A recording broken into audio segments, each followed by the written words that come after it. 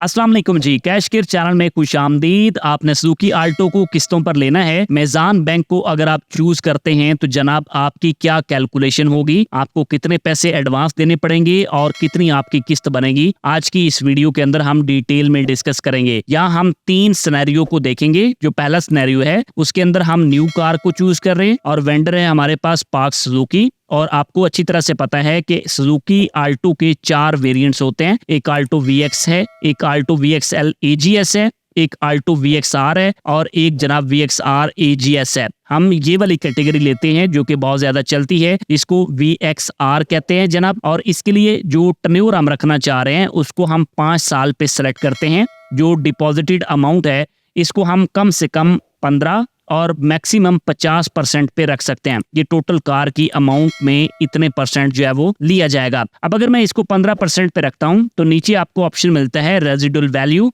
अब ये residual value वो वैल्यू होती है जिस टाइम पे आप फाइल क्लियर करवाते हैं तो उस टाइम पे आपको कैश देके अपनी फाइल को क्लियर करवाना है। यानी आप समझ लीजिए कि एक अमाउंट वो जो आपने स्टार्टिंग पे बैंक को दी और एक अमाउंट वो जो आप लमसम बैंक को एंड पे जाकर दे रहे हैं, ये आपकी रेजिडुअल अमाउंट होगी। तो हमने जनाब डिपॉजिटेड अमाउंट अपनी रखी 15% और रेजिडुअल जो है इसको भी हम 15% रखते हैं। और कार डिलीवरी के लिए आपके पास 2 ऑप्शन है, एक इमीडिएट का है और एक बुकिंग का है। हम जनाब इमीडिएट के ऑप्शन पे जाते हैं और इसको कैलकुलेट करते हैं।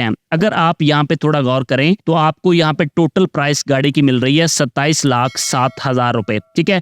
और रेजिडुअल आपकी 15% है और सिक्योरिटी डिपॉजिट यानी डाउन पेमेंट आपकी बन जाती है जनाब 4,06,050 रुपए, जो 15% बनती है। बैंक अपनी प्रोसेसिंग चार्ज करेगा 3,100 और जो टोटल अमाउंट आपकी बन जाएगी वो 4,09,150 के लगभग बन जाएगी। टोटल आपकी जो किस्तें बनेगी वो 60 किस्तें आपकी बनेगी, यानी 5 साल 12 महीने। और उसके बाद जो टोटल आपकी मंथली किस्त बनेगी वो तकरीबन 68,000 आप कह सकते हैं, 68,000 लगभग आपकी अमाउंट बनेगी, 68,000 पर मंथ। अब जनाब इसी सिनेरियो को हम एक दफा दोबारा से कैलकुलेट करते हैं और न्यू कार यहाँ पे वेंडर पार्क सुजुकी और उसी तरह से यही वेरिएंट है। टर्नओवर हमने 5 साल का रखा। अब की बार हमने डिपॉजिटेड अमाउंट कर दी है 20% और रेजिडुअल अमाउंट है इसको भी हम 20% कर देते हैं। कार हम जनाब इमीडिएट डिलीवर करना चाह रहे हैं। अब अगर आप इसको कैलकुलेट करते हैं तो आपकी किस्त जो है वो 62,740 रुपए बन जाती है महाना। और जो आपका सिक्योरिटी डिपॉजिट है वो बन जाता है 5,41,000 रुपए। बैंक की फीस अपनी वही और आपको इस सिनेरियो के अंदर टोटल 5,44,500 रुपया बैंक को देना पड़ेगा अपनी डाउन पेमेंट की सूरत में। इसमें बैंक चार्जेस भी शामिल हैं। बात समझ गया जी। अब एक सिनेरियो हम आखिरी वाला और कैलकुलेट कर लेते हैं कि आपकी यही कार है तो अगर हम 20 की बजाय पैसे थोड़े स्टार्टिंग में बैंक को ज्यादा दे दें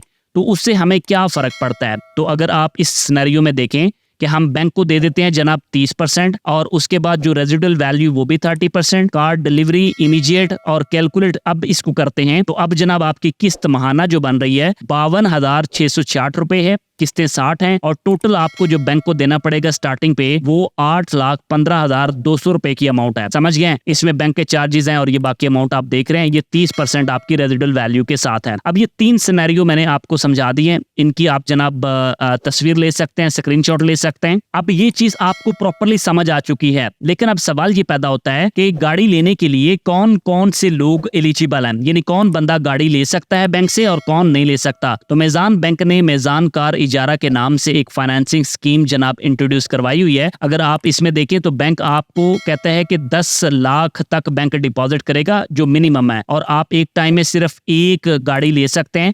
और उसके बाद जनाब यहाँ पे उसने सिक्योरिटी डिपॉजिट जो है वो भी बताया हुआ है और साथ में ये भी बताया हुआ है कि आपके जो CBU यूनिट्स हैं उनको आप यहाँ से ले सकते हैं। और उसके बाद नॉन फाइलर की केस के अंदर आपको 4% एडवांस टैक्स जो है वो पे करना पड़ेगा।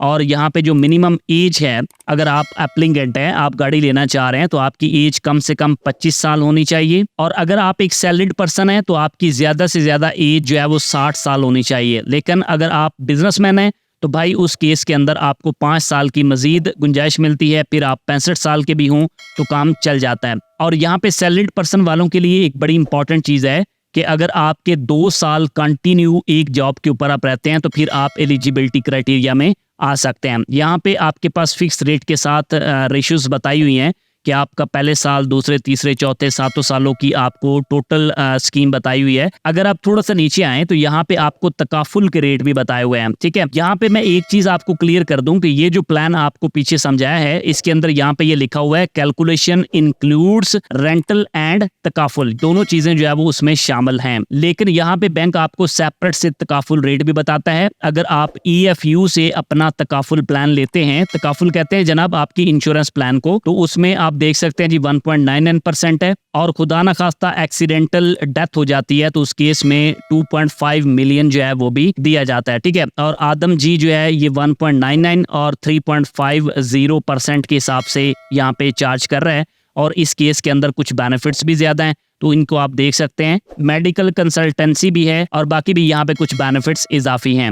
अगर आप यहाँ पे डॉक्यूमेंट्स की बात करें तो दोनों पर्सन्स के लिए अलग अलग हैं। जो सैलरीड पर्सन है और उसके बाद जो बिजनेसमैन है, जो सैलरीड पर्सन है उनको लेटेस्ट एम्प्लॉयमेंट सर्टिफिकेट जो है वो देना पड़ेगा और उसके बाद उनको 6 मंथ की बैंक स्टेटमेंट भी प्रोवाइड करनी पड़ेगी, नॉमिनी CNIC देना पड़ेगा और उसके बाद जनाब जो HR या उनके ऑफिस से उनको जो मेलिंग एड्रेस है वो देना पड़ेगा। इस पे जाके वो वेरिफिकेशन करते हैं। और अगर आप बिजनेसमैन हैं तो इसमें शर्तें कुछ अलग हैं। आपको बिजनेस का प्रूफ देना पड़ेगा और साथ में आपको 6 माह की स्टेटमेंट जो है वो प्रोवाइड करनी पड़ेगी, नॉमिनी CNIC देना पड़ेगा, क्रेडिट ब्यूरो रिपोर्ट आपको देनी पड़ेगी, ठीक है। ये बैंक नॉर्मली खुद ही निकाल लेते होते हैं। और अगर आपकी रेमिटेंसेस वगैरह आ रही हैं तो उस केस में आपको 6 मंथ बैंक स्टेटमेंट जो है वो भी अप्लाई करनी पड़ेगी यहाँ पे, ठीक है। तो यहाँ पे आपने देख लिया जनाब कि आपकी डॉक्यूमेंट रिक्वायरमेंट क्या है। अब थोड़ा सा नीचे आइएगा।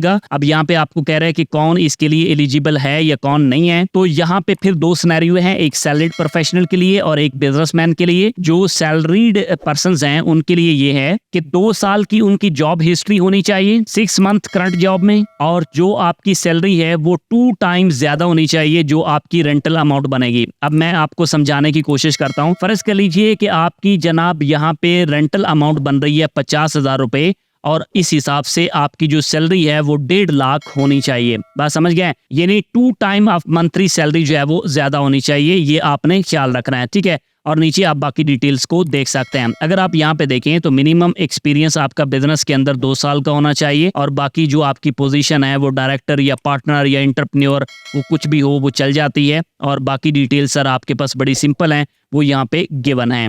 आई होप आपने तमाम तर डिटेल को बड़े अच्छे से समझ लिया है। अगर आप अपनी मर्जी की कोई डिटेल लेना चाह रहे हैं तो कमेंट सेक्शन में बताइएगा, हम उसके ऊपर वीडियो बना देंगे। अपना ख्याल रखिएगा, मिलते हैं एक और वीडियो के साथ। अल्लाह हाफिज़।